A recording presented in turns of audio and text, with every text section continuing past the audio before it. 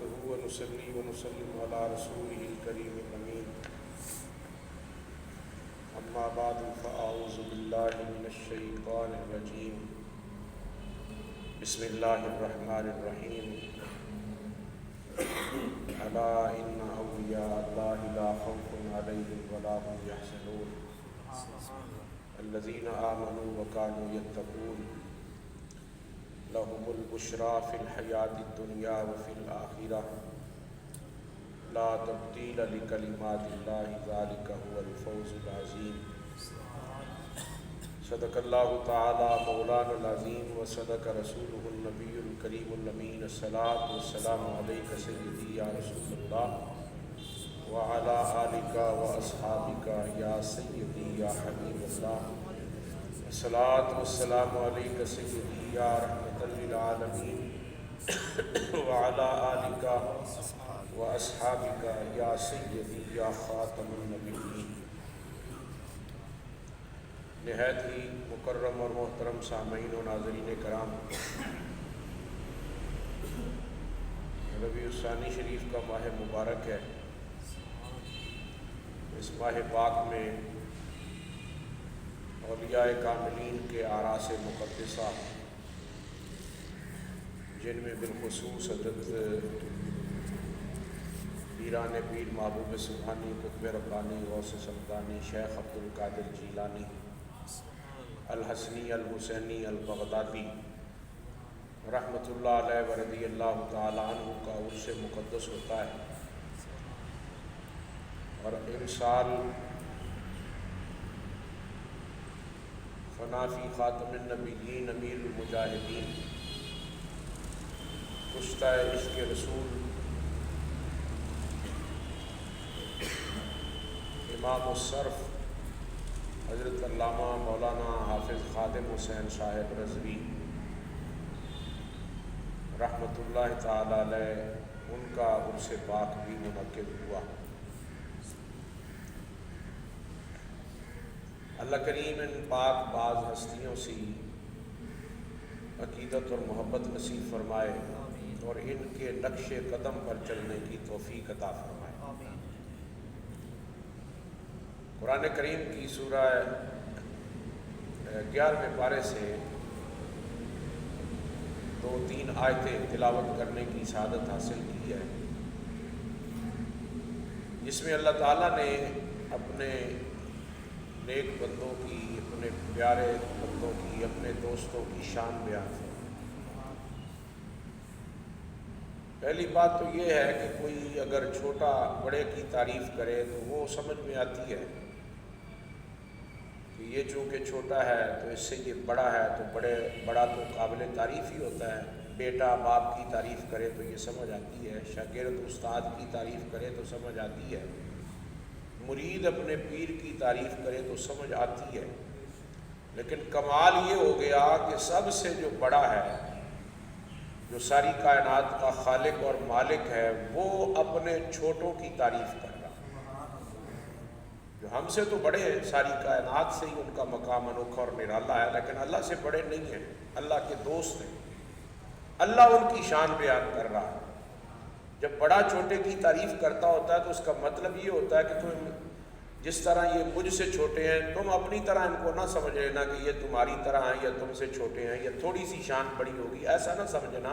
جب میں سب سے بڑا ہو کر ان کی شان بیان کر رہا ہوں تو تم چھوٹے ہو کر ان کا مقام کیوں نہیں بیان کرتے؟ افسوس کا مقام تو یہ ہے کہ اللہ جن کی تعریف کرے، اب جاہل کوئی بندہ اگر ان کے بارے میں غلط جملے کہے تو یہ تو چلو سمجھ میں آتی ہے، یہ بندہ جاہل ہے، اسے کیا پتہ، علم ہوتا تو ایسے نہ کرتا۔ جو کہتے ہیں ہم علم والے صاحب علم ہیں اور اپنے آپ کو پتہ نہیں مفسر اور محدث بھی کہتے ہیں، علامہ فہمہ بھی کہلاتے ہیں، اور شیخ الحدیث اور شیخ القرآن اور بڑے بڑے القابات ان کے نام کے ساتھ لگے ہوئے ہیں، لیکن وہ جب اللہ کے ولیوں کے بارے میں جملے کہتے ہیں تو پھر بڑی کوفت ہوتی ہے۔ جاہل بندہ آپ کو اس طرح کہہ سکتا ہے، عالم تو نہیں اس طرح کہتا۔ عالم کہتے ہیں اسے جو قرآن کو اور حدیث کو جانتا ہو۔ قرآن اور حدیث تو اللہ کے نیک بندوں کی شان بیان کر رہے ہیں۔ قرآن اللہ کا کلام ہے، حدیث مصطفیٰ کا کلام ہے۔ اب اللہ اور اللہ کا رسول جب تعریف کر رہے ہیں تو جو قرآن حدیث پڑھنے کے بعد ان کی توہین کرے وہ عالم کہلانے کا حقدار ہے؟ وہ تو جاہلوں سے بھی بدتر ہے۔ جاہل اگرچہ وہ علم نہیں رکھتا کہ ان کا مقام کیا ہے، لیکن وہ ان سے عقیدت رکھتا ہے۔ جاہل جو بندہ ہوتا ہے نا، اس کا مقام نہیں جانتا کہ ان کا شان کتنا ہے، لیکن ان کو اتنا پتا کہ بہت بڑا مقام ہے، مجھے ان کے مقام کا پتہ نہیں، اس لیے وہ احترام کرتا ہے، ادب کرتا ہے۔ اور جو عالم ہیں وہ جانتے ہوئے بھی اگر کریں گے تو صاحب ظاہر سزا تو ملے گی، پکڑ تو آئے گی۔ اور اللہ کریم نے خود اعلان فرمایا، جس کا اعلان مصطفیٰ نے کیا، یعنی بات اللہ کی ہے، سنانے والے مصطفیٰ ہیں۔ حدیث قدسی، من عاد لی ولیا فقد آذنتہ بالحرب۔ اللہ فرماتا ہے میرے حبیب ان کو بتا دینا، جس نے میرے ولیوں کے ساتھ دشمنی کی، ناراضگی کی، مخالفت کی، اس نے میرے ساتھ اعلان جنگ کر دیا۔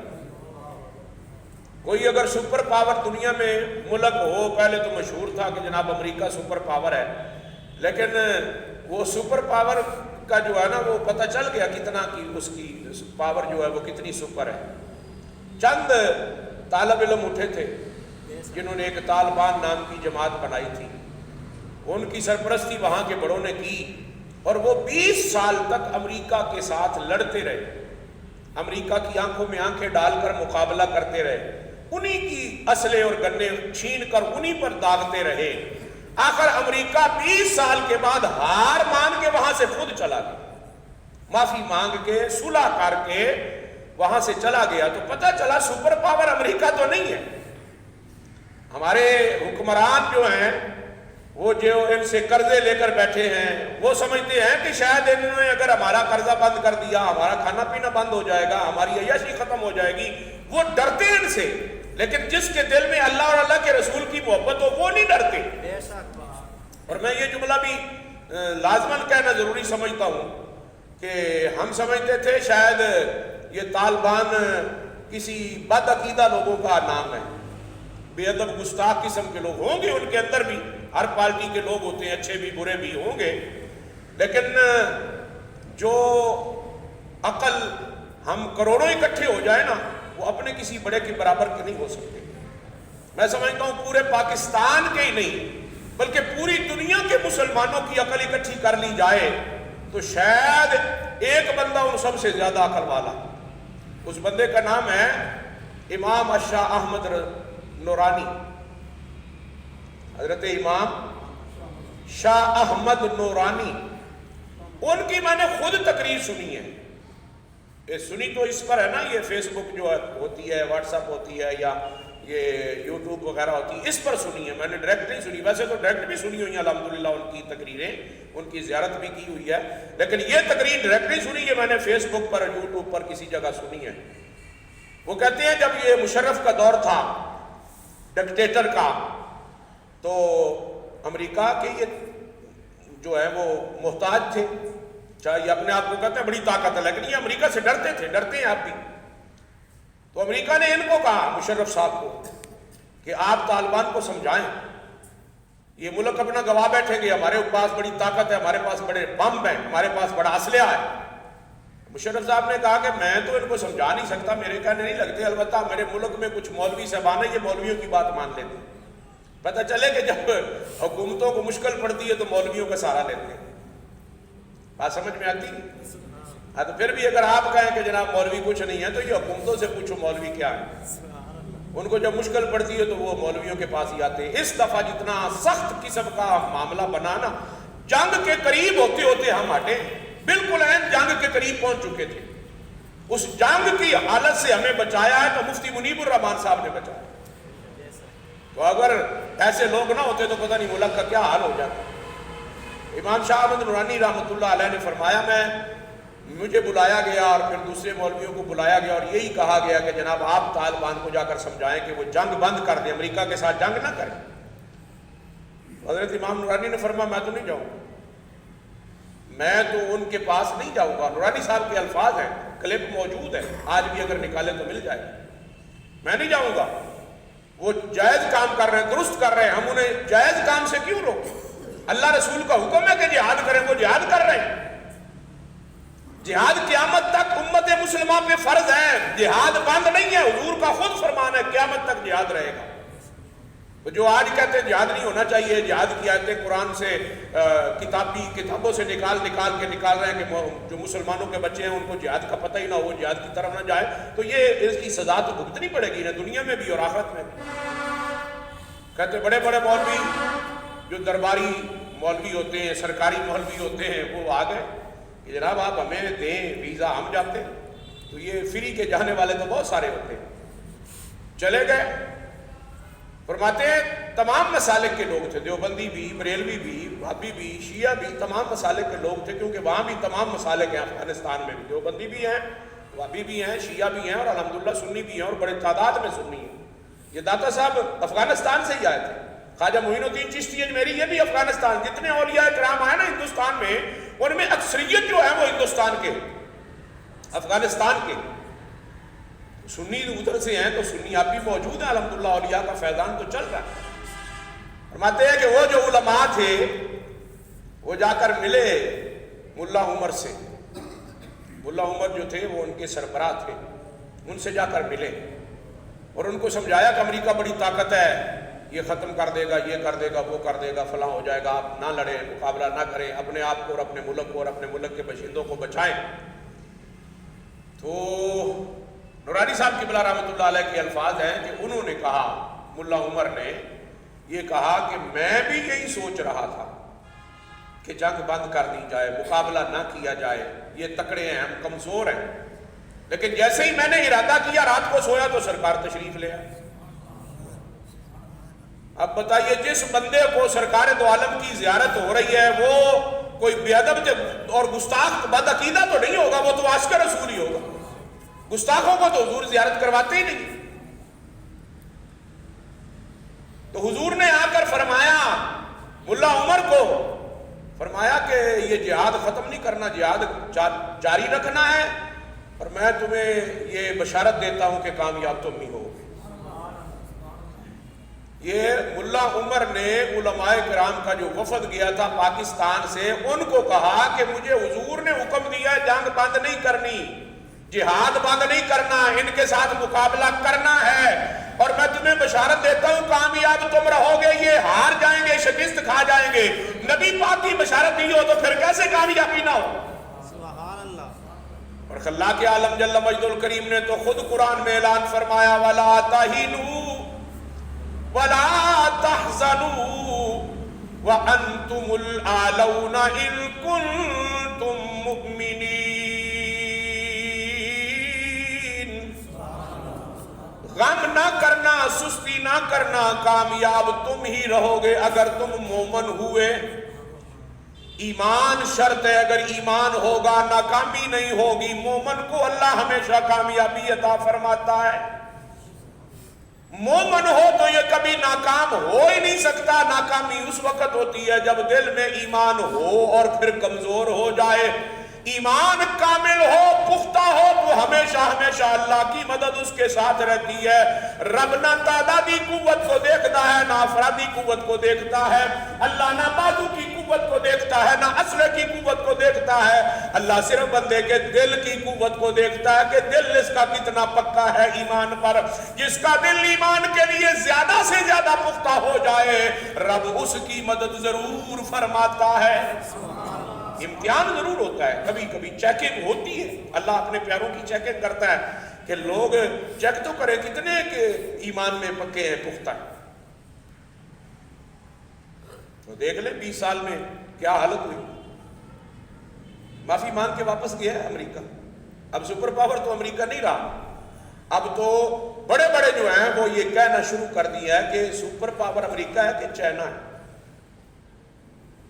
چائنا نے یہ کہہ دیا کہ امریکہ سپر پاور نہیں ہے۔ میرے خیال میں تو نہ چائنا سپر پاور ہے نہ امریکہ سپر پاور ہے۔ سپر پاور تو مومن ہے، سپر پاور تو مومن ہے۔ یہ قرآن کا فیصلہ ہے، حدیث کا فیصلہ ہے۔ سپر پاور امریکہ برطانیہ نہیں ہو سکتے، سپر پاور چائنا نہیں ہو سکتا کیونکہ وہ کافر ہے، دائرہ اسلام سے خارج ہے، غیر مسلم ہے۔ سپر پاور وہ ہے جس کے ساتھ اللہ کی مدد ہو۔ اللہ کی مدد تو مومن کے ساتھ ہے، تو پھر سپر پاور مومن ہوئے یا کافر ہوئے؟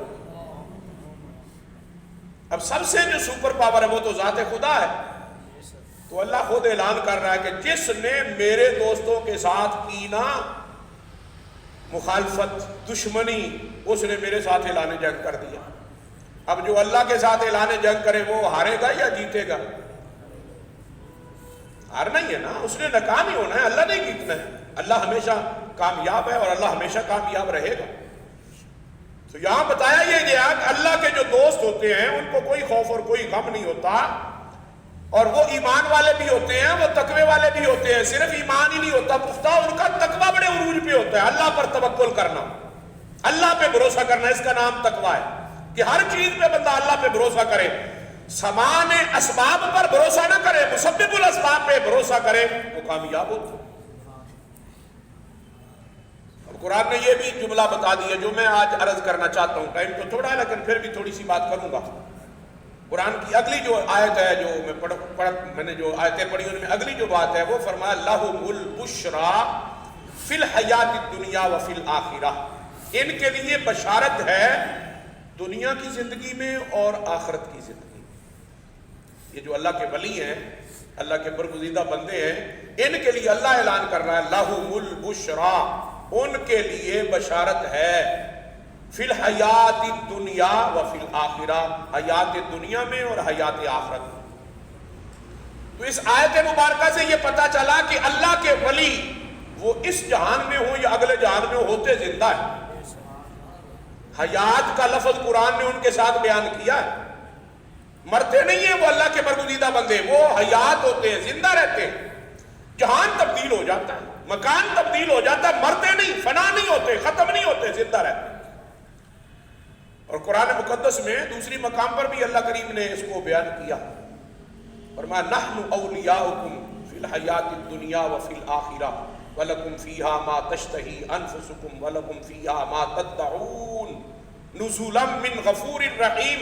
اس میں بھی حیات کا ذکر ہے. نحن اولیاؤکم، ہم ہیں ان کے ولی، ہم ہیں ان کے دوست، ہم ہیں ان کے مددگار. اللہ فرما رہا ہے نحن جمع کا صیغہ، ہم ہیں اولیاؤکم، ان کے ولی، تمہارے ولی، فی الحیات الدنیا وفی الآخرہ، دنیا کی زندگی میں اور آخرت کی زندگی میں.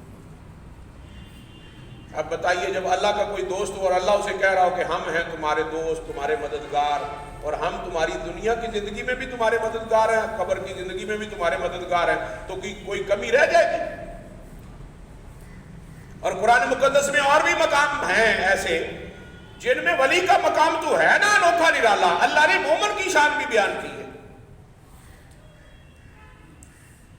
فرمایا جو مرد عورت اچھے عمل کرتا کرتا دنیا سے چلا جائے گا، مومن ہو تو ہم اسے پاکیزہ زندگی عطا فرماتے ہیں. سبحان اللہ.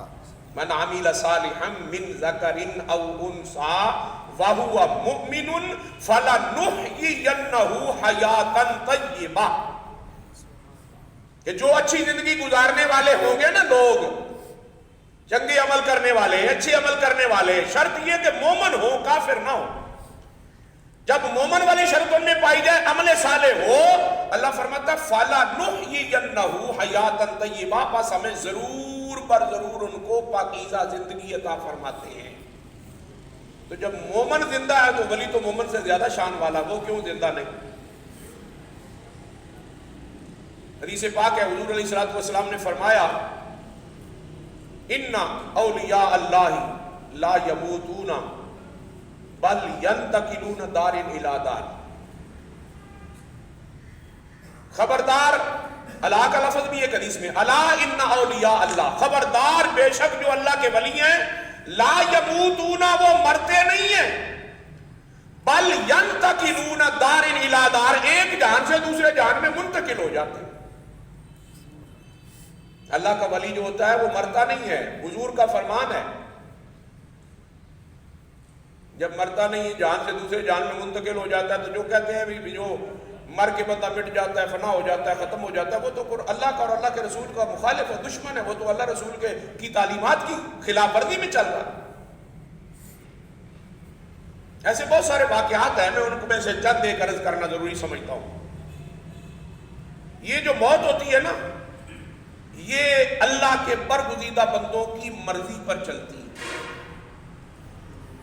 اللہ کے برگزیدہ بندوں کی مرضی پہ چلتی. وہ چاہیں تو موت ان کے قریب آتی, وہ نہ چاہیں تو موت ان کے قریب نہیں آ سکتی. بات سمجھ میں آئے؟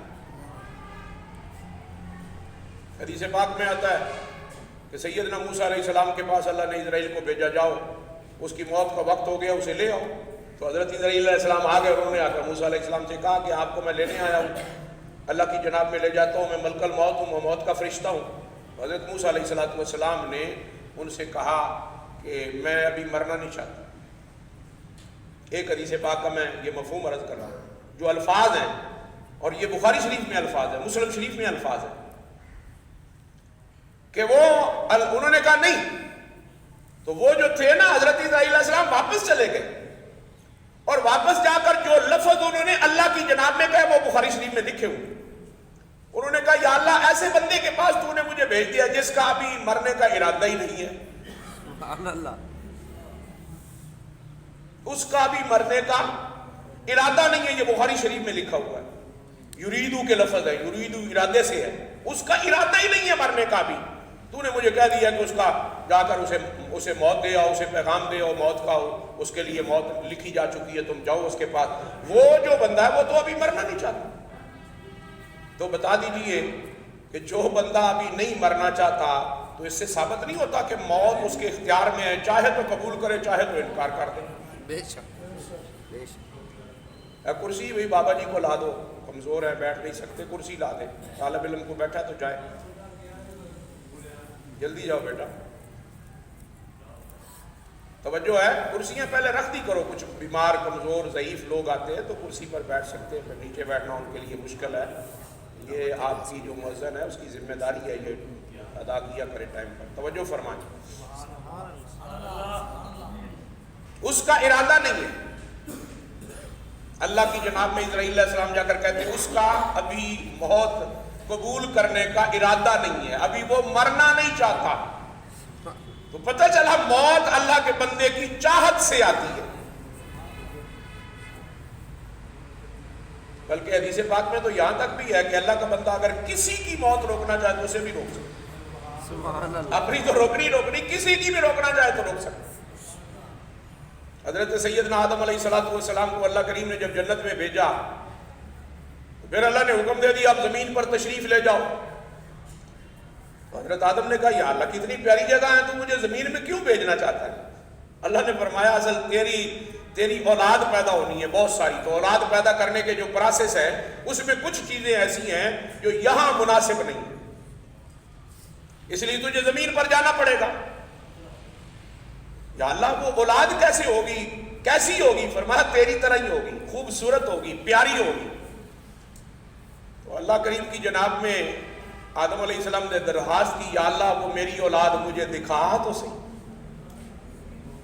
تو اللہ تعالیٰ نے جتنی روحیں تھی نا پیدا فرما چکا تھا. روحیں تو اللہ نے ازل سے بنا لی ہے نا, اب بعد میں ان کو جسم میں ڈالتا جاتا ہے جب چاہتا ہے, جس کو چاہتا ہے روح جسم میں ڈالتا جاتا ہے.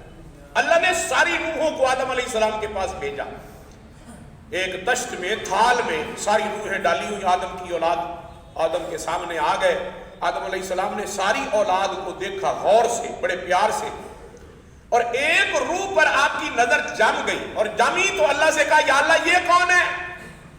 اللہ نے فرمایا یہ بھی تیرا ایک بیٹا ہے, تیری اولاد میں سے ہے, تیری اولاد میں سے ہے. یا اللہ اس کا نام کیا ہے؟ فرمایا اس کا نام ہے داؤد.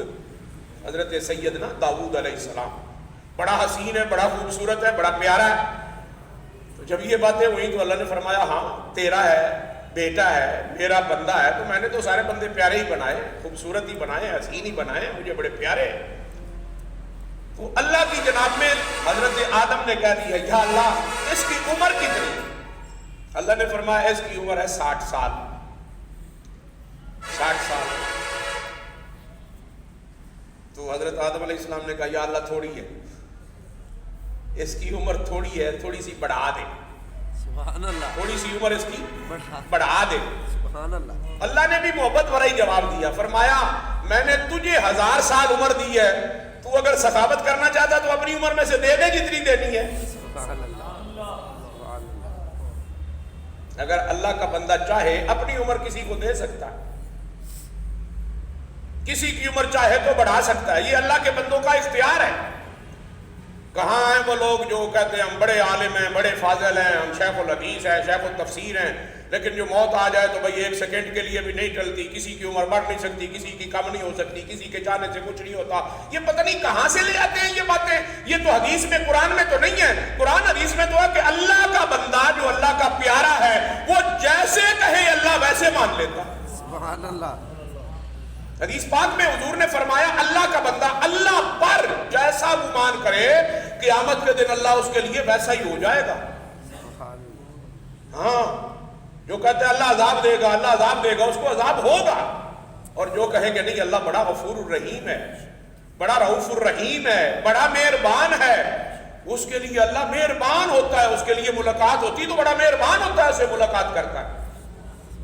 بلکہ حضور علیہ السلام نے تو اگلے واقعات بھی سنا دیے. فرمایا کہ بندہ مر گیا, مرنے کے بعد حشر اس کا جو حساب کتاب ہوا تو حساب کتاب کے بعد جب اس کا جو ٹھکانہ تھا وہ کسی سے ملا, کسی اللہ والے سے ملا. خواب میں ملاقات ہوتی ہے فوت ہونے والے کی, زندہ کے ساتھ خواب میں ملاقات ہو جاتی ہے. وہی تو اس نے سنا تم تو فوت ہو گئے. انہوں نے کہا ہاں. فرمایا بتاؤ آگے کیا بنا. اس نے کہا میں نے اپنے رب کو بڑا مہربان پایا. سبحان اللہ. میں نے اپنے رب کو بڑا مہربان پایا. میں کہتا تھا میرا رب بڑا مہربان ہے, تو میں گیا ہوں تو میرا رب تو بڑا مہربان ہے, اس نے میرے ساتھ کمال مہربانی کی. اس لیے حضور نے فرمایا بندہ اپنے رب پر جیسا گمان کر لے رب ویسا ہی ہے. اس کو مارنا, سزا دینا, تکلیف میں ڈالنا بندے کو اس کو پسند نہیں ہے. اس کو پسند ہے معاف کرنا, آرام دینا, سکون دینا. بلکہ اللہ تعالیٰ تو بندہ بندے پر کرم کرے, مہربانی کرے, ترس کرے تو رب کو اس بندے پر ترس آ جاتا. پچھلے جمعے میں نے یہ حدیث پاک سنائی تھی. ایک بندے کی ایک ہی نیکی تھی اور ایک بندے کی ایک کم تھی. حشر کے میدان میں ملاقات ہو گئی تو جس کی ایک نیکی کم تھی وہ روتا ہوا آ رہا تھا, اسے کوئی نیکی نہیں دے رہا تھا. تو اسے ایک بندے نے جس کے پاس ایک تھی اس نے کہا چلو میں تمہیں دیتا ہوں. اللہ نے پوچھا تم اس کا کیا لگتا ہے. اس نے کہا کچھ نہیں لگتا. کوئی واقف کار. اس نے کہا نہیں میں واقف بھی نہیں ہوں. فرمایا پھر تم نے اس کو نیکی کیوں دی, آج تو ایک ایک نیکی کی ضرورت ہے. اس نے کہا یا اللہ اس بندے کے جو حالت تھی, تکلیف تھی, اس کا چہرہ تھا, رونا تھا, وہ مجھ سے برداشت نہیں ہوا, مجھے اس پر ترس آ گیا. میں نے کہا کہ میرے تو کام آئے گی نہیں, اس کی ایک کم ہے تو نہیں جا رہا جنت میں, میری تو ہے ہی ایک, مجھے کب جنت میں لے جائے گی. میں نے کہا چلو میرے کام نہیں آئی, اس کے کام تو آ جائے, اس لیے میں نے اس کو دے دی. اللہ نے فرمایا اچھا تو حشر کے میدان میں جہاں کوئی کسی کا پرسان حال نہیں, تو نے اس بندے پر ترس کیا, جا میں نے تجھ پہ ترس کیا. سبحان اللہ. ایک نیکی اس بندے کی بخشش کے لیے کافی ہو گئی. ایک نیکی اس بندے کی بخشش کے لیے کافی ہو گئی. آج چھوٹی چھوٹی نیکی سمجھ کے ہم ضائع کر دیتے ہیں. نہیں جی اللہ کی فائدہ, چھٹو جی چھٹو جی. راستے میں کانٹا پڑا اسے اٹھا کر سائڈ پہ رکھ دے, کسی کو لگ نہ جائے, ہو سکتا ہے یہی کانٹا اٹھانا تیری بخشش کا سبب بن جائے. روڑا پڑا, اینٹ پڑی ہے کہ کوئی اس پر کسی کو ٹھوکر نہ لگے, گر نہ جائے, وہ اٹھا کے سائڈ پہ رکھ دینا. اس ٹھوکر سے بچانے کے لیے بندے کو اس طرح کرنے سے اللہ تعالیٰ بندے کی بخشش فرما دے. آدم علیہ السلام سے کہا تو اللہ تعالیٰ کی جناب میں آدم علیہ السلام کو جب اختیار ملا تو آدم علیہ السلام نے کہا یا اللہ اس کی عمر 100 سال پوری کر دیتے, میری میں سے دینی ہے نا تو چلو 40 دے دیتے ہیں, 100 پوری کر دیتے. اللہ نے فرمایا ٹھیک ہے اس کی 100 ہو گئی, لکھ دو بھی اس کی 100. آدم علیہ السلام کی لکھ دو 960 سال, 40 کم کر دیں. اب جب آدم علیہ السلام کا وقت پورا ہو گیا, 960 سال دنیا کی زندگی کے, تو اسرائیل علیہ السلام آ گئے. انہوں نے کہا جی اللہ تعالیٰ نے مجھے بھیجا ہے آپ کے پاس, میں موت کا فرشتہ ہوں, آپ کو لینے کے لیے آیا ہوں. حضرت آدم علیہ السلام نے فرمایا میری عمر 1000 سال ہے اور تو 40 سال پہلے آ گیا, ابھی میرا وقت نہیں ہوا, چل واپس. اس نے کہا جی میرے پاس تو تحریر ہے اللہ کی طرف سے, باقاعدہ مجھے لکھا ہوا ملتا ہے کس نے کب مرنا ہے, کہاں مرنا ہے, وہ پوری تحریر ہے میرے پاس لکھی ہوئی ہے, تو میں تو اپنے رب کے آرڈر کے مطابق آیا ہوں. آپ کہتے ہیں ابھی 40 سال رہتے, رب نے مجھے پہلے بھیج دیا, ایسا تو ہو نہیں سکتا. نے کہا نہیں تو واپس جا اور اللہ سے پوچھ کیا میری عمر 1000 سال نہیں ہے. اس نے خود میرے ساتھ بات کی ہے کہ تیری عمر 1000 سال ہے. حضرت اسرائیل علیہ السلام آدم علیہ السلام کے کہنے پر واپس تشریف لے گئے. سبحان اللہ. یہ نہیں کہا کہ جناب مجھے آرڈر ہے, میں آرڈر کا پابند ہوں, کوئی نبی ہو کوئی رسول ہو میں کسی کی نہیں سنتا نہیں مانتا.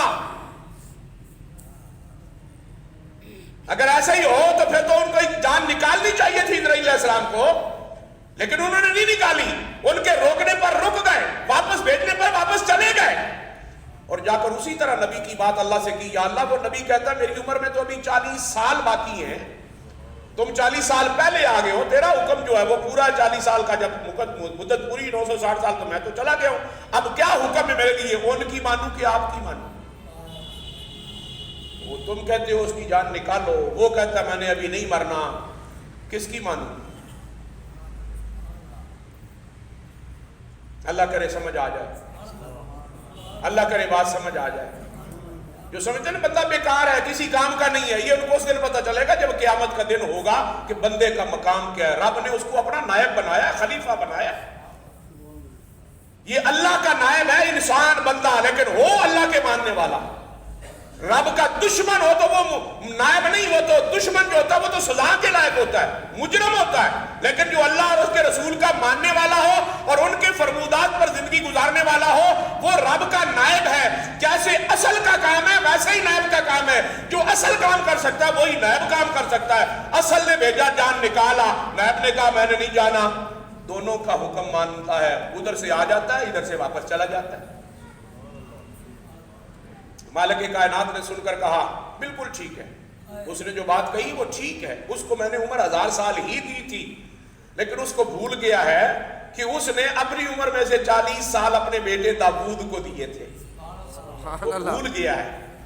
اگر اسے یاد رہتا تو وہ کہتا کہ ہاں میری عمر پوری ہو گئی ہے. وہ بھول گیا جو اس نے 40 سال اپنے بیٹے کو دیے تھے. میں رب ہوں، میں تو نہیں بھولتا. میں نے تو اپنے وعدے کے مطابق اس کے پاس پیغام بھیجا. اب دوبارہ جاؤ اور اسے کہو کہ آپ نے اپنے بیٹے داؤد کو 40 سال نہیں دیے. اگر وہ کہے نہیں دیے تو پھر ٹھیک ہے، اس کو 1000 سال تک رہنے دیتے ہیں، اور اس کے بیٹے کو جو میں نے عمر لکھی تھی 60 سال، اس کے مطابق اس کی جو روح قبض کریں گے. اور اگر وہ دیتا ہے تو اس کو 100 سال کے بعد، ان کو 960 سال کے بعد بلانا ہے. جاؤ دوبارہ جاؤ. تو اب پھر آگے جی اللہ تعالیٰ نے بھیجا ہے. فرمایا بالکل تمہاری بات بھی ٹھیک ہے، لیکن اللہ فرماتا ہے آپ نے خود 40 سال اپنے بیٹے داؤد کو دیے تھے، وہ آپ بھول گئے ہیں. آپ نے ان کو دینے ہیں کہ نہیں دینے؟ دینے ہیں تو پھر ابھی آپ کو جانا پڑے گا. نہیں دینے تو پھر آپ رہیں، میں 40 سال کے بعد آ جاؤں. تو آدم علیہ السلام نے جواب جو لکھا نا، دیا ہے نا، وہ لکھا ہے علماء نے کہ حضرت آدم علیہ السلام نے فرمایا ہاں واقعی میں بھول گیا، رب صحیح فرما رہا ہے، میں بھول گیا، مجھے یاد نہیں رہا. ہاں میں نے دیے تھے 40 سال، میرا رب ٹھیک کہتا ہے، لیکن ایک بات میری رب سے پھر کر کے آؤ کہ یا اللہ اگر تو میرا 1000 ہی رہنے دے اور اس کو بھی 40 اپنی جناب سے دے دے تو تیرا کیا بگڑ جائے گا؟ سبحان اللہ، سبحان اللہ. کیا سمجھ میں آ رہی؟ یعنی اپنی جو عمر میں سے 40 ادھر دلوا کے اس کی 100 کروا لی. اپنی 40 کم ہوتی نظر آئی تو کہا کہ رہنے دے، اگر رہنے دے گا تو کیا ہو جائے گا، تیرا کیا بگڑ جائے گا؟ اللہ نے فرمایا میرا بندہ اگر اس طرح راضی ہوتا جا میں نے ایسے ہی کر دی. سبحان اللہ. اللہ کے بندوں کا مقام بڑا انوکھا نرالا ہے. سمجھ میں آنے والی بات نہیں ہے، وہ خود اللہ سمجھا رہا ہے یا اللہ کا رسول سمجھا رہا ہے. ہمیں تو سمجھ ہی نہیں آتی کہ مقام کیا ہے کیا نہیں، ہم تو اپنے جیسے بندے سمجھتے ہیں. حدیث قدسی ہے، خود رب کا فرمان ہے مصطفیٰ سنانے والے. حضور نے فرمایا اولیائی تحت قبائی لا یعرفہم غیری، میرے جو دوست ہیں وہ میری قبا کے نیچے ہیں. قبا کہتے ہیں سر سے لے کر پاؤں تک ایک کپڑا ہوتا ہے جس میں بندہ چھپ جاتا ہے. قبا بھی کہا جاتا ہے اسے، آج کی زبان میں عبایا بھی کہتے ہیں. اور حدیث میں قبا کا لفظ ہے، جیسے قبا بن جاتا ہے نا، قبے میں چیز چھپ جاتی ہے، ایسے اللہ کہتا ہے میری قبا کے اندر ہیں، وہ چھپے ہوئے ہیں، میرے سوا انہیں پہچان کوئی نہیں سکتا. سبحان اللہ. پھرتے تمہارے ہی اندر ہیں لیکن تم ان کو پہچان نہیں سکتے کہ یہ اللہ کے دوست ہیں یا ہمارے جیسے بندے. یہ رب کا خود اپنا فرمان ہے، حدیث قدسی ہے. اور مسلم شریف کی حدیث پاک ہے، میرے نبی پاک نے فرمایا کچھ اللہ کے بندے ایسے ہیں جو ظاہری طور پر پراگندہ حال، پراگندہ بال، یعنی ان کے کپڑے بھی پرانے پھٹے میلے کچیلے، اور ان کا جسمانی حالت یہ ان کے سر پہ، داڑھی پہ، جسم پہ گرد و غبار ہے، مٹی میں اٹے ہوئے ہیں. لوگ دیکھ کر ان سے منہ پھیر لیتے ہیں کہ یار چھڈو پر آئے، تو صاف ستھرا بندہ ہی نہیں ہے. حضور نے فرمایا اللہ نے کہا اگر وہ بندے مجھے کہہ دینا کہ اللہ کی قسم آج یہ ہوگا، اللہ فرماتا میں ان کی قسم پوری کر دیتا ہوں. سبحان اللہ. ان کی قسم، ان کے منہ سے نکلی ہوئی بات کو پورا کر دیتا ہوں، ان کی قسم کو پورا کر دیتا ہوں۔ اگر وہ کہہ دیں آج بارش ہوگی، میں اس دن بارش کر دیتا ہوں۔ وہ کہہ دیں آج بارش نہیں ہوگی، آنے والی ہو تو روک دیتا ہوں۔ اللہ فرماتا ہے میں ان کی زبان سے جب وہ قسم اٹھا دیتے میں ان کی قسم کو پورا کر دیتا ہوں۔ تو پھر کیوں نہ ان سے پیار ہو ہمیں، جن کی تعریف رب کر رہا ہے، جن کی تعریف مصطفیٰ کر رہے ہیں، کیوں نہ ہم ان کی تعریف کریں، ان سے پیار کریں۔ اسی لیے کسی عاشق نے بڑی پیاری بات کی، کہتا ہے اللہ والے آندے آکے پیر پھڑ لے،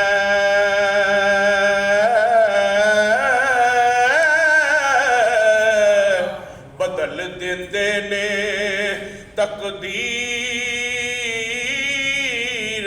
میاں،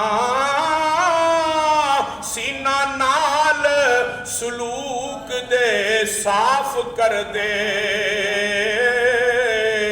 تے بھر دیندے دلاں چ تاثیر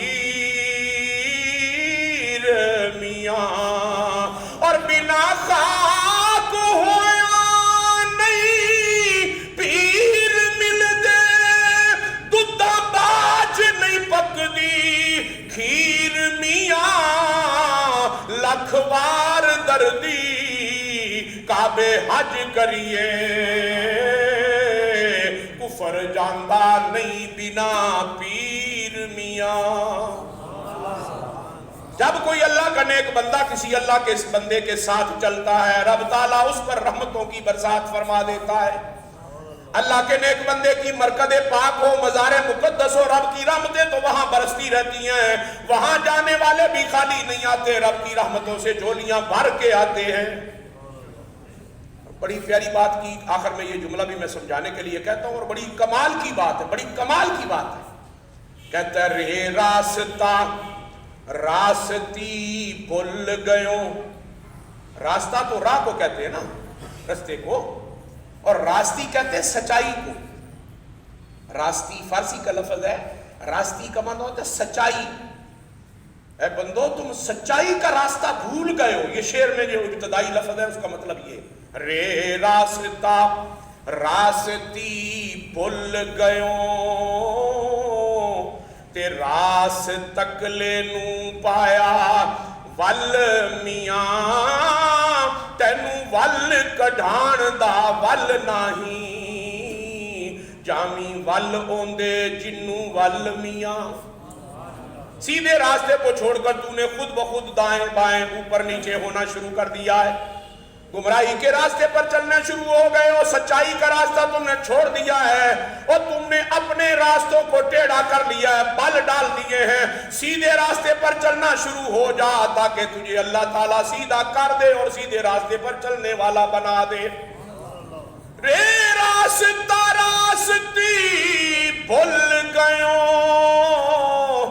راس تکلے نوں پایا ول میاں، تینوں ول کڈھان دا ول نہیں، جامی ول اوندے جنوں ول میاں، تے ولی ول کڈھا کے تے ول ہو گئے، ولی ول کڈھا کے تے ول ہو گئے، تے توں ول اندر پایا ول میاں، فضل دین تاں بیڑا پار ہو سی، جدو رب ہو سی تیرے ول میاں۔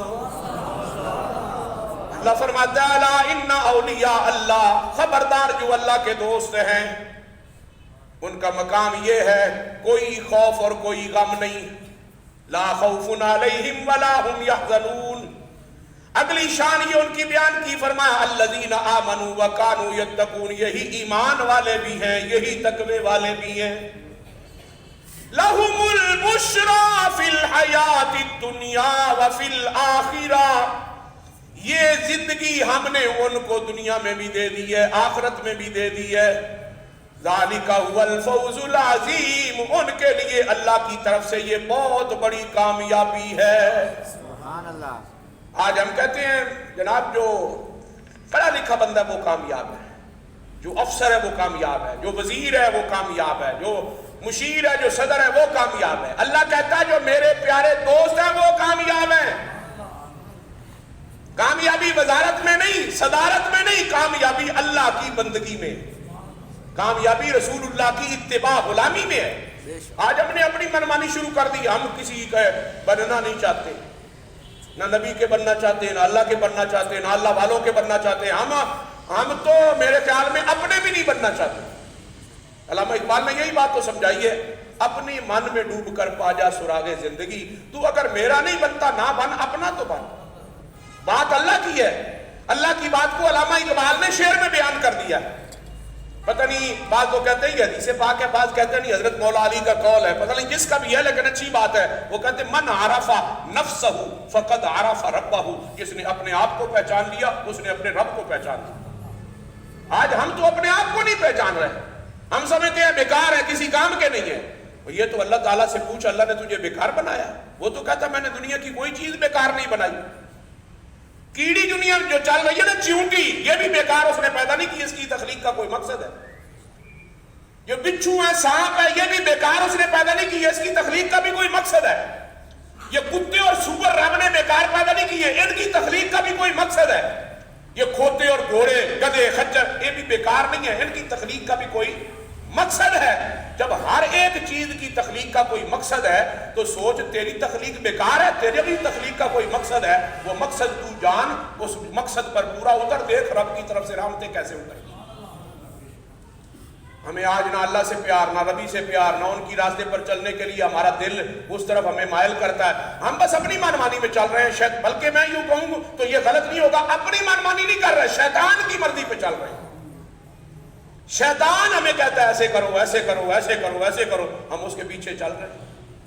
اپنی مرضی پہ بھی چلے تو شاید کچھ بچت ہو جائے، کیونکہ رب تو ہے نا رہنمائی کرنے والا، نفس تو ہے نا رہنمائی کرنے والا، ضمیر تو ہے بندے کا ملامت کرنے والا۔ جب بھی غلط کام کرو ضمیر کہتا ہے یہ غلط ہو گیا، تو جب وہ تیرے اندر موجود ہے، وہ تجھے بتا رہا کہ یہ غلط ہے، یہ غلط ہے، یہ غلط ہے، تو پھر اس کے پیچھے چلنا، شیطان کے پیچھے نہ چل۔ اور تیرا ضمیر تجھے بتا رہا ہے کہ یہ غلط راستہ ہے، تیرا ضمیر تجھے بتاتا ہے کہ یہ صحیح راستہ ہے، تو پھر بھی صحیح راستہ چھوڑ کے غلط کی طرف جاتا ہے، تو اس کا مطلب تو اپنی مرضی نہیں کر رہا، تو شیطان کی مرضی پہ چل رہا ہے۔ اس میں آپ بھی ہیں، میں بھی ہوں، سارے ہی ہیں۔